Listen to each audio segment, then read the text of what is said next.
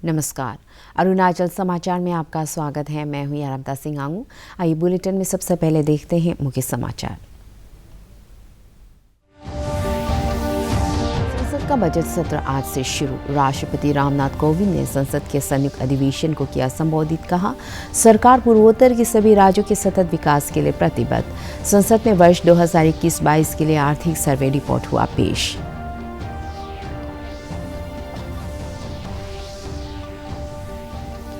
प्रधानमंत्री नरेंद्र मोदी ने देश की आर्थिक प्रगति के लिए बजट सत्र को और अधिक उपयोगी बनाने का किया आग्रह। सभी राजनीतिक दलों और संसद सदस्यों से सत्र के दौरान सदन में चर्चा में भाग लेने की अपील।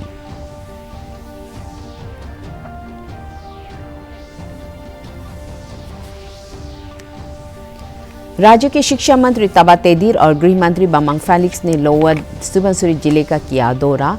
काज विलेज में जनरल ग्राउंड और सामुदायिक हॉल का उद्घाटन किया। नीलम विलेज में पंचायत विकास बैठक में लिया हिस्सा।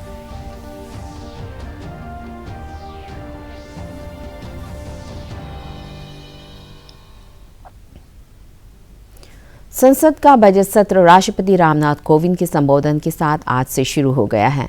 संसद के दोनों सदनों की संयुक्त बैठक को संबोधित करते हुए श्री कोविंद ने कहा कि सरकार सबका साथ, सबका विकास, सबका विश्वास और सबका प्रयास के मंत्र पर चलते हुए अगले 25 वर्षों के लिए एक मजबूत नींव बनाने की दिशा में तेजी से आगे बढ़ रही है। उन्होंने कहा कि सरकार के अथक प्रयासों से ही कोविड महामारी के बावजूद भारत एक बार फिर से दुनिया की सबसे तेजी से बढ़ती अर्थव्यवस्थाओं में से एक बन गया है।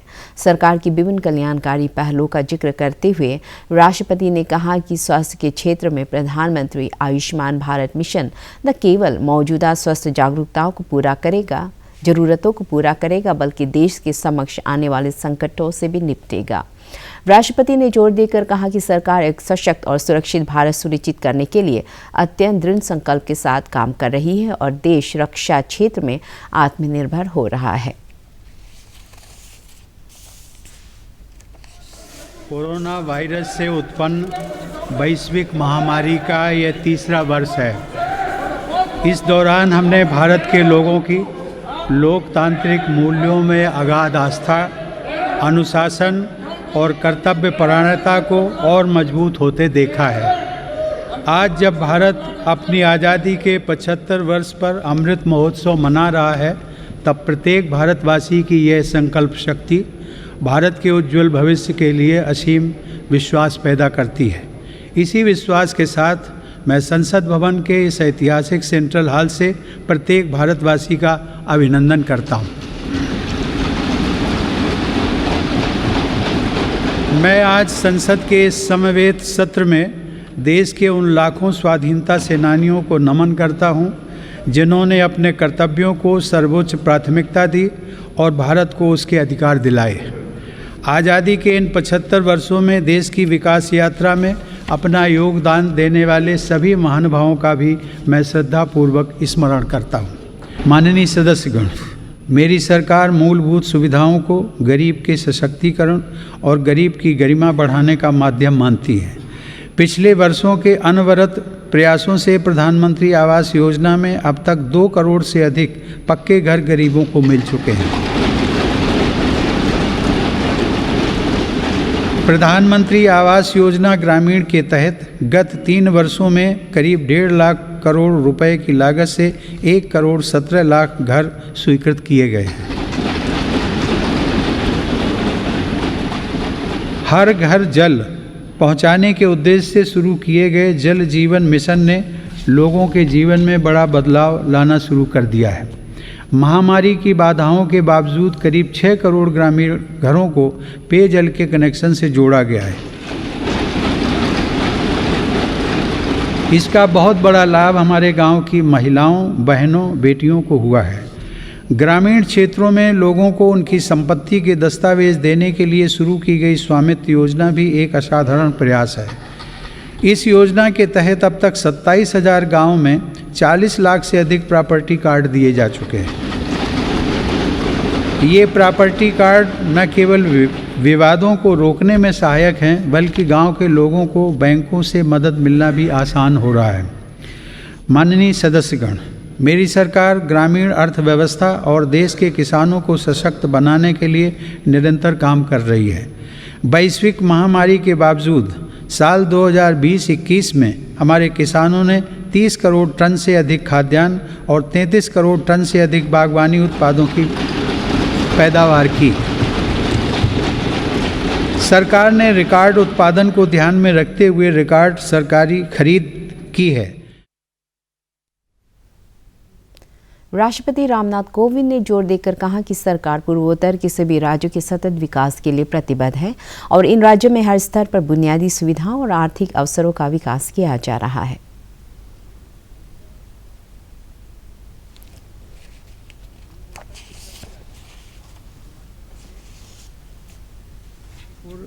मेघालय, मिजोरम, नागालैंड, सिक्किम और त्रिपुरा के सतत विकास के लिए प्रतिबद्ध है। इन राज्यों में हर स्तर पर बुनियादी और आर्थिक अवसरों का विकास किया जा रहा है। रेल और हवाई कनेक्टिविटी जैसी सुविधाओं का सपना पूर्वोत्तर के लोगों के लिए अब साकार हो रहा है। यह देश के लिए गर्व का विषय है कि पूर्वोत्तर राज्यों की सभी राजधानियां मेरी सरकार के प्रयास से अब रेलवे के नक्शे पर आ रही हैं।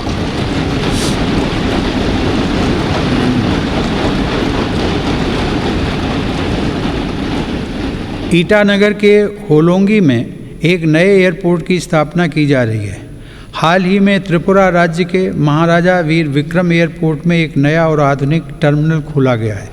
पूर्वोत्तर का यह विकास भारत की विकास यात्रा का एक स्वर्णिम अध्याय सिद्ध होगा। कुछ दिन पहले ही 21 जनवरी को मेघालय, मणिपुर और त्रिपुरा की स्थापना के 50 साल पूरे हुए हैं। आज़ादी के 75 साल पूरे होने के साथ इन राज्यों की यात्रा भी हमें विकास के नए संकल्पों के लिए प्रेरित कर रही है। पूर्वोत्तर में शांति स्थापना के लिए मेरी सरकार के प्रयासों को ऐतिहासिक सफलता प्राप्त हुई है।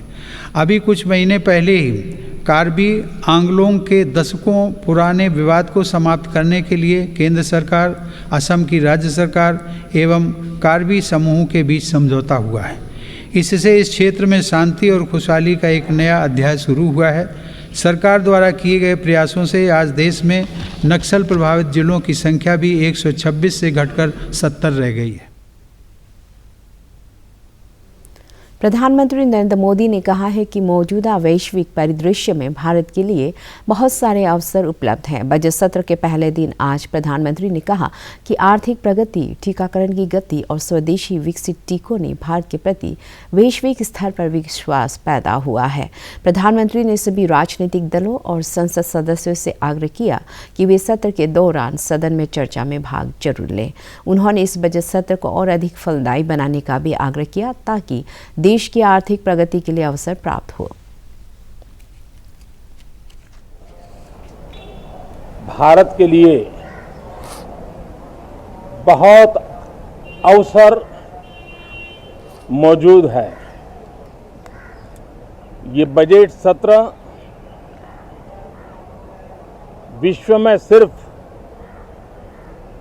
भारत की आर्थिक प्रगति, भारत में वैक्सीनेशन का अभियान, भारत की अपनी खोजी हुई वैक्सीन पूरी दुनिया में एक विश्वास पैदा कर रही है। इस बजट सत्र में भी हम सांसदों की बातचीतें, हम सांसदों के चर्चा के मुद्दे, खुले मन से की गई चर्चा वैश्विक प्रभाव का एक महत्वपूर्ण अवसर बन सकती है। मैं आशा करता हूं कि सभी आदरणीय सांसद, सभी राजनीतिक दल खुले मन से उत्तम चर्चा करके देश को प्रगति के रास्ते पर ले जाने में, उसमें गति लाने में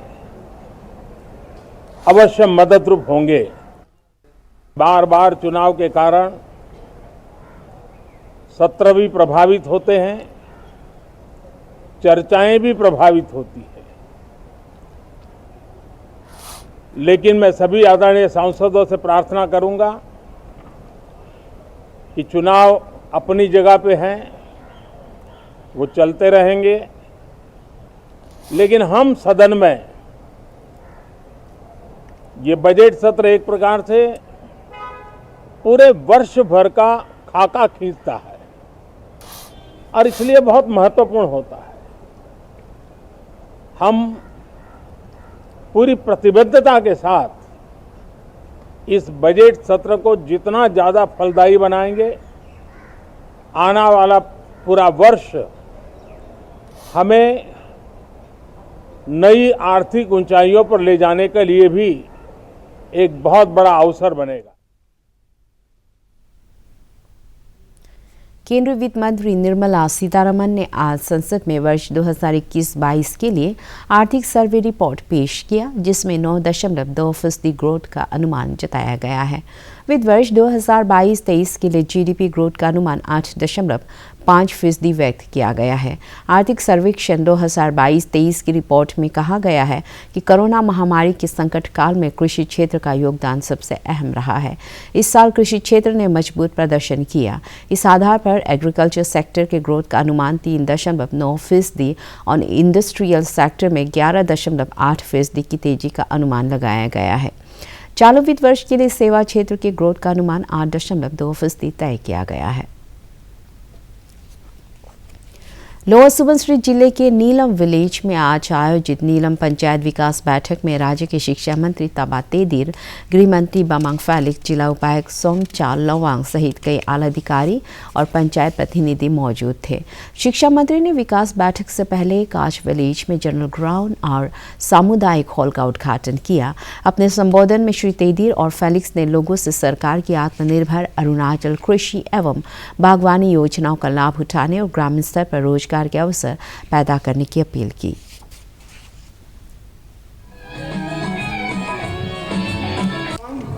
आपको भी हम कुरुंग कुमेगे उन बिहाफ लो करा दादी के उन बिहाफ लो नीलम नी मलक मलक नुलंग पायालें चादने नुले ngul lang anya ja mu taklif jima anya ja mu jigu go be ngo payalen chadan lae nulam nae sulu nule ale tala sulu ngule lang te pabangarang bengol tela hela ble do teli temi ang to ko nae pemigu tisi te ipak go chaling dro de ipak go ngre ngul nyak kre da ang to ko na de hala ble la teli temi na ko adum te gani ale piko ngasangram te kam black topping na zuro piko na election hama tab 2019 na ko election manifesto ho gal ka pana mo bege ma ho homoyo na manifesto me mo batro dite agenda paisa na so ge talo tu ya pok ke ko lampe se hoy dab lage sekene potin tu anya ke to hoy dab lage so ansam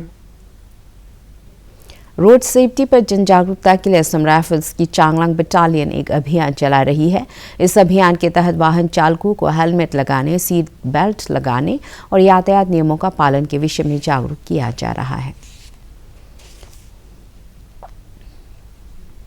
Tawang बौद्ध मठ में रविवार से शुरू हुए 3 दिवसीय तोरगिया festival में मुख्यमंत्री पेमा खांडू ने सपरिवार हिस्सा लिया। यह त्योहार बुरी आत्माओं से रक्षा और समाज में खुशहाली के लिए मनाया जाता है।